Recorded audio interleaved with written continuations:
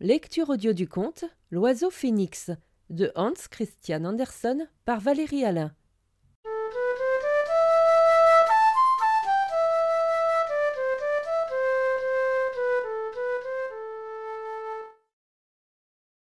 Dans le jardin du paradis, sous l'arbre de la science, il y avait un rosier. Là, dans la première rose, naquit un oiseau. Il volait comme la lumière, sa couleur était splendide, magnifique son chant.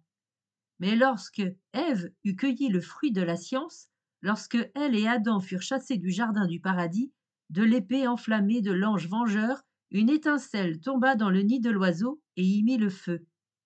L'oiseau mourut dans les flammes, et de l'œuf rouge s'envola un nouvel oiseau phénix, seul, toujours unique.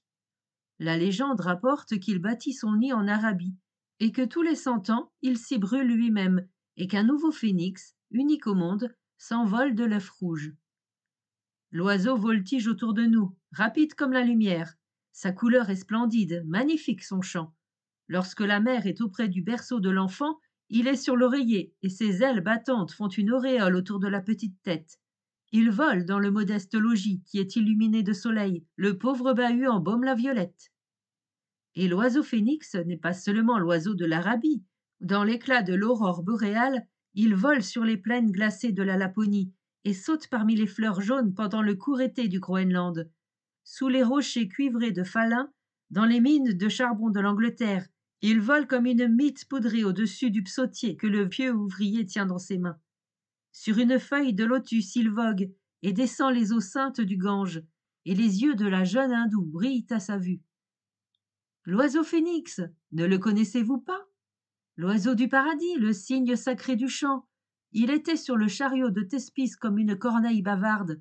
Il battait de ses ailes noires barbouillées de lis. Sur la harpe du chanteur de l'Islande glissait le bec sonore du cygne. Corbeau d'Odin, il s'est penché sur l'épaule de Shakespeare et lui a murmuré à l'oreille « Immortalité ». À la fête du chant de la Wartburg, il a traversé la salle des chevaliers.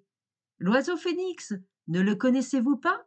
Il vous a chanté la Marseillaise, et vous avez baisé la plume tombée de son aile. Il venait dans la splendeur du paradis, et peut-être vous êtes-vous tourné vers le moineau qui avait de l'or en feuilles sur ses ailes. L'oiseau du paradis, renouvelé tous les 100 ans, né dans les flammes, mort dans les flammes, ton portrait encadré d'or est accroché dans les salons des riches. Toi-même tu voles souvent à l'aventure et solitaire. Simple légende, l'oiseau phénix d'Arabie. Au jardin du paradis, lorsque tu naquis sous l'arbre de la science, dans la première rose, notre Seigneur te baisa et te donna ton vrai nom, la poésie.